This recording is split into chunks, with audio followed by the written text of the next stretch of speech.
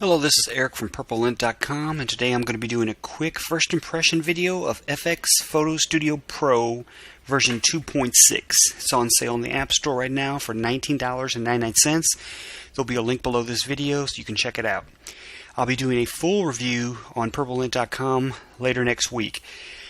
I've had this program for 2 days now, and I'm just going to give you my quick impression, my likes, dislikes, and let's get started. So when you open the program, you'll see a pretty straightforward user interface for importing your photos. You can drag and drop, or you can select from a file. We'll just take a photo here that I have ready, and I'm going to drag it into the program, and you'll see it's a pretty nice, I'm really happy with the interface. It's pretty clean, pretty straightforward. You can set up different things for workflow. You can close below if you're not looking at the filters, or you can open them up. We're going to start. I'm just going to start giving my first impressions. Like I said, I've been using it for a couple of days. It's really an easy program to use. It's very intuitive, very featureful. There's over 170 filters, as you can see below, that we'll get to later. But right now, I'll start with the basic stuff. One thing I noticed right off the bat is when you go to certain icons that you don't know necessarily straightforward what they are, there's no tooltips, no little animation that pops up to let you know what they are. That's kind of irritating, but it's not a deal breaker. We'll start with something simple. We'll go to and we'll just do a crop. I got this photo here of my wife at the Christmas party from a few days ago. It's kind of nice because you can set an aspect ratio of, like, say 16.9 I'll go with, and then you can pretty much just take and move the crop guides around to where you want them in a 16.9 ratio, and you just can move up what you want, get where you want it. Pretty straightforward, and say apply, and it does a nice job of cropping it. Now I'll start with some filters below, and I'll just pick one. Let's see here. Let's say we want to use something straightforward like color comics, and you can see you apply it. You can see above what it looks like, and if you click it again, it goes away, goes back to normal. One of the things I really do like about this, because there are over 170 different filters, the little star here, if you can see it in the bottom right hand corner, allows you to click on it and set it as a favorite. And once you do that, it'll be stored over here in your favorite section, and that allows you to come back to it quickly. Because in this program, one of the things that I really like about it is you can layer these effects.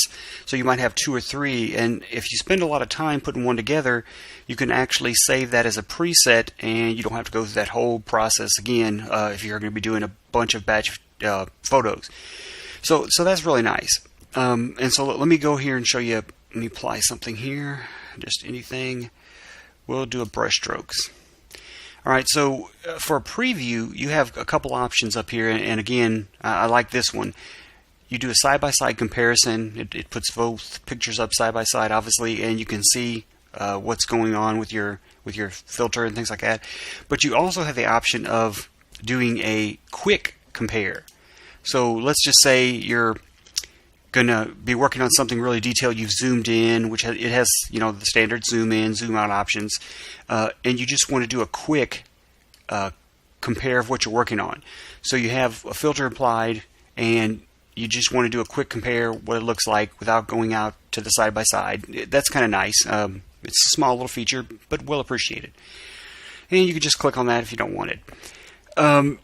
Again, like I said, this is just a quick video, so I'm not going to go too in depth on the individual things. There's some frame options, obviously, more than enough choices in frames, so you can select different kind of frames, and each one of those you can also adjust, which is nice, with a quick easy slider to control the amount of the effect. Like I said, for $19.99, I think this is a great program. I'm going to do a full review later, but my first impressions are I like it. It's easy to use. It's not a lot of fluff, straightforward, really powerful, and I think for somebody, especially a Mac user, this is a good program to use if you don't want to spend the hefty price tag for Adobe Photoshop or something to that effect. But again, this is just my first impression, and I'll go more in depth later. The one thing I do want to cover before I go is the adjust. You can adjust the temperature, saturation, hue, exposure, brightness, contrast, yada yada yada, all that stuff. And you can get some effect out of it. It takes a lot of playing with. If you want to sharpen or stuff like that. So for instance, like exposure, you can crank it up and get an idea of what it does, and it does what it's supposed to do. You got the little histogram up here, so that's nice. It's kind of a powerful tool, I guess. It takes a lot of tweaking, though. I mean, it's not something that you're going to hit an easy one-click apply like programs I've used in the past, say like Jask Paint Shop Pro, where you can just do a single click and apply a filter all at one time. Now, yeah, you can do this to the pre-designed filters in here, but if you're going to do the adjustments, it's going to take you some time. So that's my first impression. Like I said, check it out. There'll be a link below for this program in the App Store. It's on sale for $19.99. Thank you again. This is Eric from PurpleLint.com, and I'll talk to you later.